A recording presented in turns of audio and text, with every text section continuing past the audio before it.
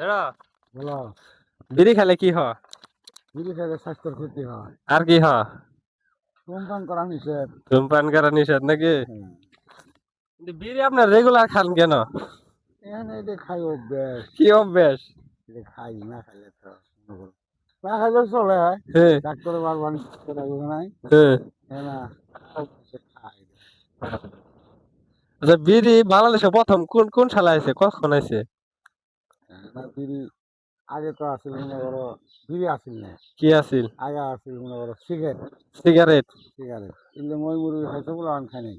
না, ময়ের মুরব্বি খাইছে, পোলাপান খাই নাই। খাই নাই, কিন্তু এখন তো পোলাপানে বেশি খা। পোলা মানে খায়, মই মুরগি খাই না। আহ, এটা এখানকার দেশের চাইলে কি হচ্ছে, দেশের সবাই খা মানে বিড়ি খাওয়া তো কোনো মানে কোনো চালন না নাকি, মানে সবাই আর কি দেহা দিয়ে খা নাকি? খা দিই খা এটাই। হুম, বিড়ি খাওয়া তো নিষেধ, তো ডাক্তার তো নিষেধ করেই। হুম, এখানে আমি দেহা দিই খাই দিই।